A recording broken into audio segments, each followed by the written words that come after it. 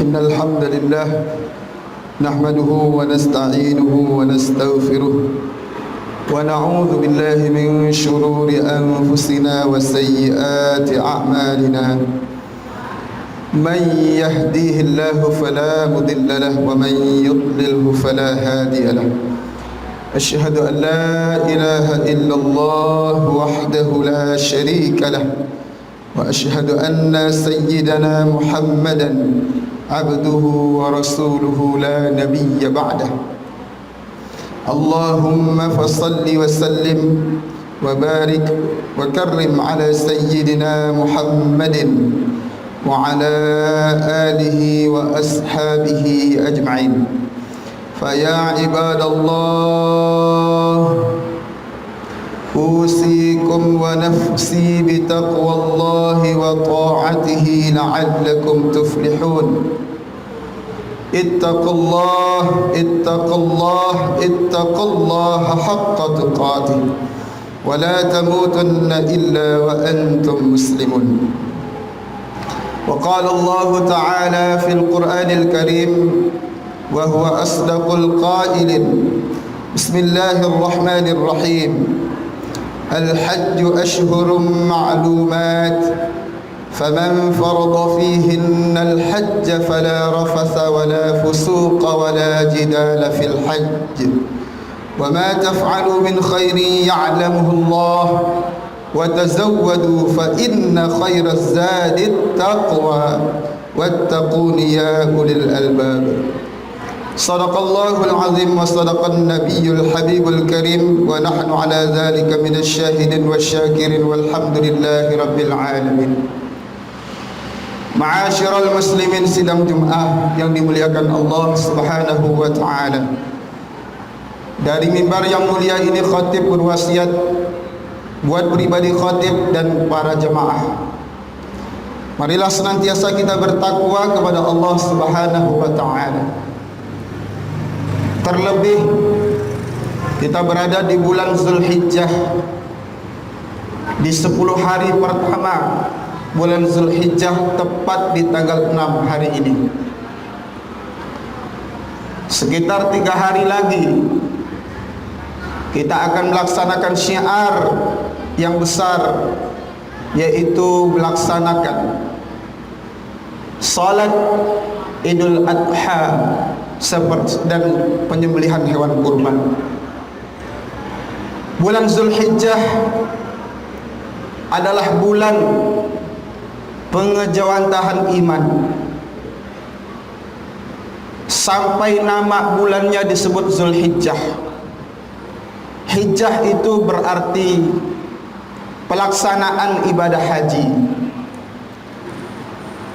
Nama Zulhijjah dibuat sesuai dengan praktek syiar turun-temurun dari zaman Khalilullah Nabi Ibrahim hingga umat baginda Nabi Muhammad sallallahu alaihi wasallam. Pesan yang paling besar di bulan Zulhijjah adalah bahwa bulan Zulhijjah bulan penempaan spiritual dan menguras energi dalam beribadah kepada Allah Subhanahu wa taala.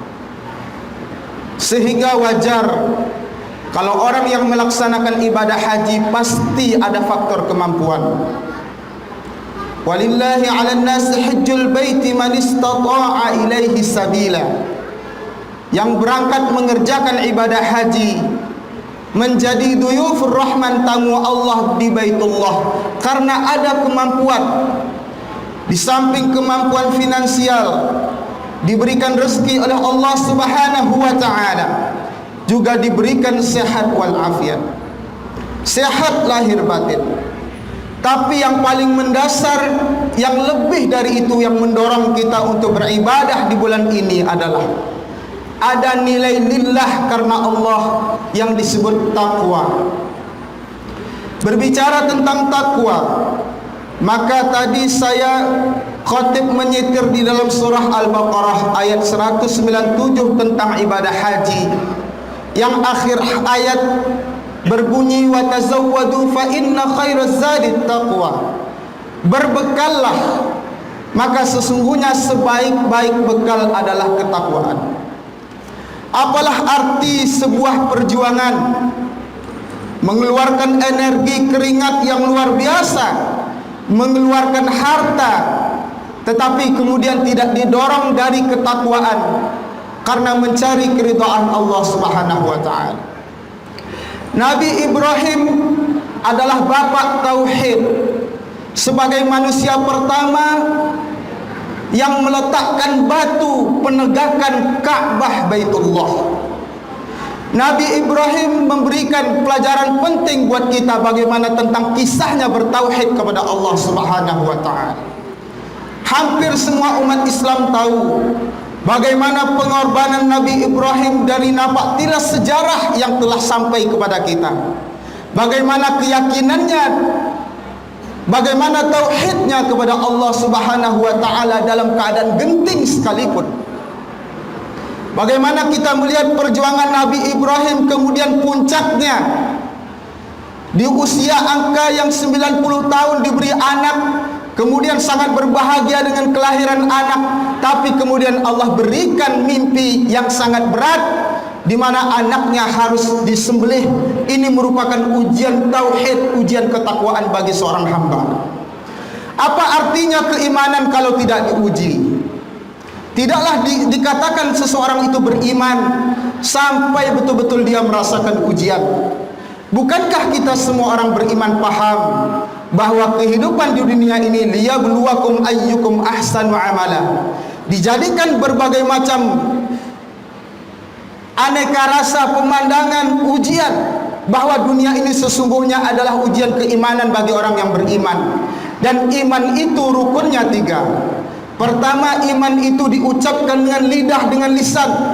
Tetapi seorang yang mengatakan dia Islam tidak bisa dijamin dan tidak menjamin betul-betul dia Islam kalau tidak ada pengakuan di dalam hatinya, serta tidak ada pengejawantahan dan tidak ada pembuktian dalam bentuk ketakwaan. Siapapun bisa mengaku beriman dengan ucapan lisan. Siapapun bisa mengatakan saya Muslim, tapi tidak semua bisa mengakui di dalam hatinya bahwa dia betul-betul beriman kepada Allah. Lalu bagaimana bisa membuktikan sesuatu yang tidak terlihat? Dia merasa, dia mengatakan bahwa hatinya beriman kepada Allah. Pembuktiannya bisa dilihat dari realisasi keimanan, dengan melaksanakan nilai-nilai iman, menjaga segala perbuatan agar perbuatannya tetap bertauhid kepada Allah Subhanahu wa taala. Di musim yang sangat berat ini, keimanan setiap muslim diuji. Apakah betul dia bertauhid kepada Allah Subhanahu wa taala? Karena sesungguhnya di musim pandemi ini, keimanan kita diuji bukan sekedar dengan ucapan, tapi keimanan kita haruslah diuji dengan pembuktian perbuatan. Apakah kita makin mendekatkan diri kepada Allah? Apakah kita makin takut kepada Allah? Atau justru tauhid kita berpaling, hati kita berpaling, kita mengatakan ada yang lebih kuat dari kekuatan Allah Subhanahu wa taala. Ini permasalahan serius, bahwa seorang ilmuwan Ibnu Sina mengatakan kematian itu sesungguhnya bukan saja faktor pandemi, virus, tapi ada yang paling mendasar, al-wahmu, yaitu ketakutan, kecemasan. Itulah kenapa di dalam surah Al-Quraisy, li'ilafi Quraisy ilafihim rihlatash shita'i was-sayf falyabudu rabb hadzal bait alladzi at'amahum min ju' wa amanahum min khauf. Amannya kaum Quraisy berdagang ke Syria, amannya mereka berdagang ke Yaman, karena Allah berikan 2 jaminan kepada mereka. Pertama, mereka mujur, mereka laris dagangannya, mereka terjamin ekonominya dengan perdagangan mereka. Dan kedua, mereka mendapatkan rasa aman. Bukankah itu kebutuhan yang mendasar bagi kita? Pertama ekonomi, kedua rasa aman. Itulah kemudian ujian terberat bagi seorang muslim, bagi setiap muslim. Wala nabluwannakum bisyai'in minal khauf kami benar-benar menguji mereka dengan sedikit ujian yang pertama, yaitu ketakutan. Ujian yang paling besar adalah ketakutan. Sehingga seorang yang beriman kepada Allah, dia menjaga tauhidnya dalam perbuatan. Dia berikhtiar, tidak pasrah tanpa ikhtiar. Dia betul-betul bertawakal dalam arti dia berikhtiar, tapi tauhidnya tetap menjaga, tetap dijaga. Dia hanya takut kepada Allah Subhanahu wa taala. Ketakutan kepada Allah, rasa takut kepada Allah Subhanahu wa taala itu ada buktinya. Inni khasyitu, inni akhafu in asaitu rabbi azab yaumin azim. Ketakutan seorang hamba bisa dilihat seberapa besar semangatnya meninggalkan maksiat. Ketakutan seorang hamba kepada Allah bisa terlihat seberapa semangat meninggalkan maksiat, seberapa tinggi antusiasnya meninggalkan segala hal-hal yang dimurkai dan dilarang oleh Allah Subhanahu wa taala. Pertanyaan yang paling mendasar, di bulan Zulhijjah ini adalah momentum umat Islam untuk bertauhid kepada Allah. Lalu apakah dengan pandemi yang terus bersama kita hari ini kemudian tidak meningkatkan ibadah kita kepada Allah? Pertanyaan selanjutnya, bagaimana kemudian realisasi nilai keimanan setiap hari? Bagaimana kualitas zikir kita kepada Allah? Bagaimana kualitas doa kita kepada Allah? Bagaimana kualitas pengharapan kita kepada Allah? Bagaimana kualitas sedekah kita, ibadah dan ibadah-ibadah lainnya kita kepada Allah Subhanahu wa taala? Kemudian di tanggal 10 Zulhijjah kita akan diuji bagaimana semangat kepedulian kita kepada sesama muslim. Apakah dengan pandemi yang sulit ini kemudian mengendorkan semangat berkorban kita? Padahal ukuran orang beriman, alladzina yunfiquna fis sarra wad dharra, mereka berinfak dalam keadaan lapang dan sempit. Maka seorang dinilai keimanannya makin tinggi ketika makin sulit, dia tetap makin berinfak kepada Allah Subhanahu wa taala. Inilah nilai-nilai yang kemudian harus kita cerna dan kita dapatkan, bahwa kita haruslah menjadi hamba yang bernilai di musim pandemi. Setidaknya nilai yang paling mendasar adalah menjaga tauhid, menjaga keimanan kita, agar kita benar-benar berharap dan takut kepada Allah Subhanahu wa taala. Mudah-mudahan dengan keyakinan yang betul-betul mantap kepada Allah, bahwa atas izin Allah segala manfaat dan mudarat, maka kemudian keyakinan ini kita jaga sampai mati.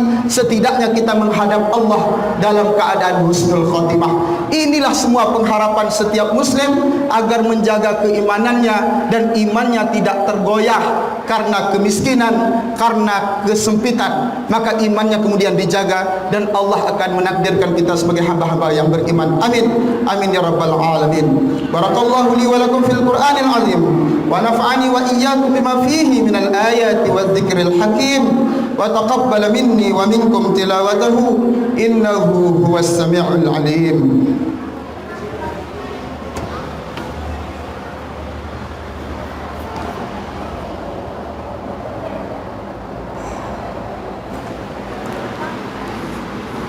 Alhamdulillah, alhamdulillahilladzi hadana li hadza wa ma kunna linahtadiya laula an hadana Allah. Asyhadu an la ilaha illallah wahdahu la syarika lah, wa asyhadu anna sayyidana Muhammadan abduhu wa rasuluhu la nabiyya ba'dahu. Allahumma salli wa sallim wa barik ala sayyidina Muhammadin wa ala alihi wa ashabihi ajma'in. Faya ayyuhal hadirun al-mustami'un rahimakumullah, usikum wa iyaya bitaqwallahi wa ta'atihi la'allakum tuflihun. Ittaqullaha fima amar wa antahu amma naha. Wa'lamu anna Allaha amarakum kama amrin bada'a fihi bi nafsihi wa sana bi malaikatihi al-musabbihati bi qudsihi. وقال تعالى إن الله وملائكته يصلون على النبي يا أيها الذين آمنوا صلوا عليه وسلموا تسليما. اللهم صل على سيدنا محمد وعلى آل سيدنا محمد كما صليت على إبراهيم وعلى آل إبراهيم وبارك على سيدنا محمد وعلى آل سيدنا محمد كما باركت على إبراهيم وعلى آل إبراهيم في العالمين إنك حميد مجيد. وارض اللهم عن الخلفاء الراشدين أبو بكر وعمر وعثمان وعلي وعن بقية الصحابة والتابع التابعين لهم بإحسان إلى يوم الدين. وارض عنا معهم برحمتك يا أرحم الراحمين. اللهم اغفر للمسلمين والمسلمات والمؤمنين والمؤمنات الأحياء منهم والأموات إنك سميع قريب مجيب الدعوات ويا قاضي الحاجات. ربنا افتح بيننا وبين قومنا بالحق وأنت خير الفاتحين. ربنا ظلمنا أنفسنا وإن لم تغفر لنا وترحمنا لنكونن من الخاسرين. ربنا آتنا من لدنك رحمة وهيئ لنا من أمرنا رشدا. ربنا آتنا في الدنيا حسنة وفي الآخرة حسنة وقنا عذاب النار والحمد لله رب العالمين. عباد الله إن الله يأمر بالعدل والإحسان وإيتاء ذي القربى وينهى عن الفحشاء والمنكر والبغي يعظكم لعلكم تذكرون ولذكر الله أكبر والله يعلم ما تصنعون. أقم الصلاة.